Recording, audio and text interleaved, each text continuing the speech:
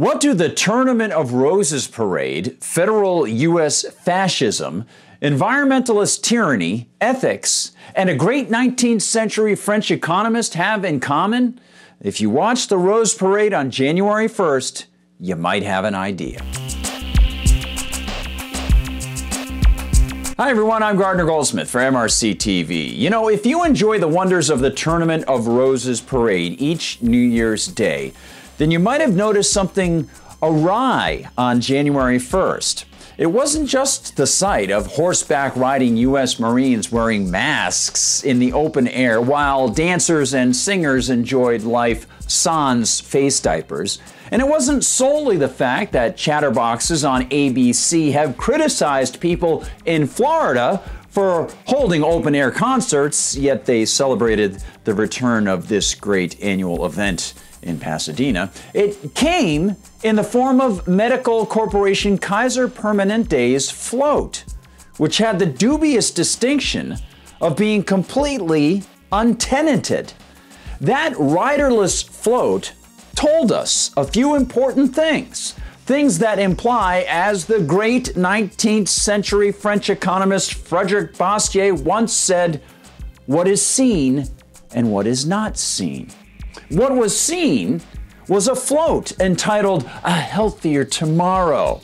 What was seen was a new age, one world, baseless exaltation of a utopian green enviro-edu-med technocracy, complete with mock-up kids splayed out on giant books, reading about the unquestionable science, checking a telescope, promoting boosters with teddy bears, standing near a microscope, and even enjoying the healthy energy supplied, yeah, you got it, by windmills. Now, what went unseen were real human beings, the unstated reason that they weren't there, and what also went unseen were the economic realities that put into question the Kaiser Permanente propaganda pushing its green energy motif. According to the Los Angeles Times, Kaiser Permanente's stated reason that the riders were missing was, quote, the healthcare system cited Southern California's recent surge in coronavirus cases, driven in part by the Omicron variant in its decision, end quote. Yes, indeed, the giant Western medical corporation issued a press release stating in part, quote, we must prioritize the health and safety of our frontline medical staff and ensure we are able to treat patients during this recent surge of COVID-19 cases caused by the Omicron variant, the statement said, end quote. Ah, yes.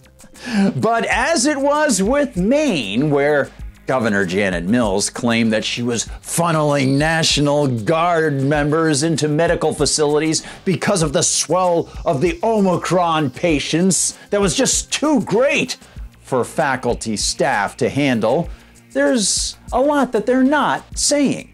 As with Maine, where the governor had been warned that her jab mandates would lead to mass resignations and staff shortages, and which subsequently saw precisely what was predicted, Kaiser Permanente is not bothering to mention that it began firing unjabbed employees months ago. In November, I wrote an MRCTV report called California Health Facility Security Escorts Nurse from her job for sticking to her religious beliefs on vaccine. It featured video shot by the nurse as security forced her off the property. And I noted, quote, this is the start of the purge. A purge that already saw huge protests by Kaiser Permanente employees in late August, just after the orders were announced. But the corporation and the politicians and bureaucrats didn't listen. Instead, they revealed the sham and shame of their ceaseless pandemic pantomime, end quote. Curiously, this fired nurse wasn't on the Kaiser Permanente Rose Parade float, and she wasn't quoted by the LA Times or in the Kaiser Permanente press release. And something else was missing from the Kaiser Permanente float.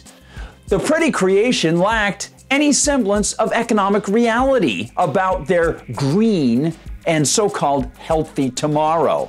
As I noted on Twitter at the time, the float promotes windmill power as if it's the future. But government-promoted wind power couldn't have actually provided enough energy to make the float without much higher costs being incurred. And it couldn't have moved the float for very long.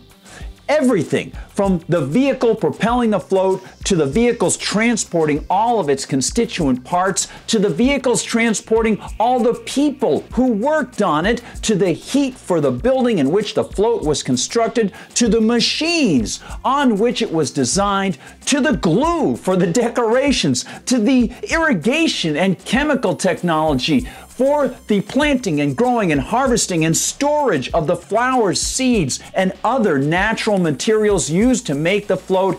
Every aspect of that paean to warmed over hippie utopianism mixed with political, corporate, medical power, every part of that was touched in some way by carbon-based energy, and every aspect of it would cost much more to provide the same result that we saw on January 1st.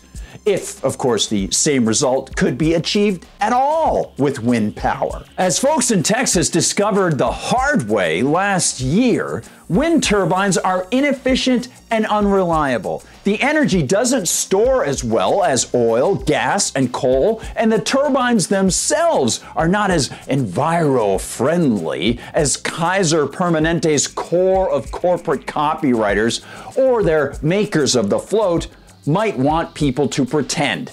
You probably didn't hear that from TV announcers as they described the Kaiser Permanente float rolling along Colorado Boulevard. The winner for the theme trophy, which is for most outstanding presentation of the Rose Parade theme, are 4 aspiring scientists getting an early start on their career choices with Kaiser Permanente's A Healthier Future. Hey, thank you so much for watching. Remember, please like and subscribe and share our videos with everyone you can. We'll see you on YouTube in the comments section. We'll see you on Facebook.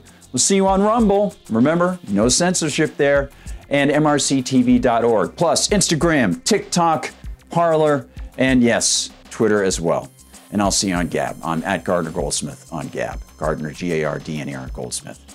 For MRCTV, I'm Gardner Goldsmith.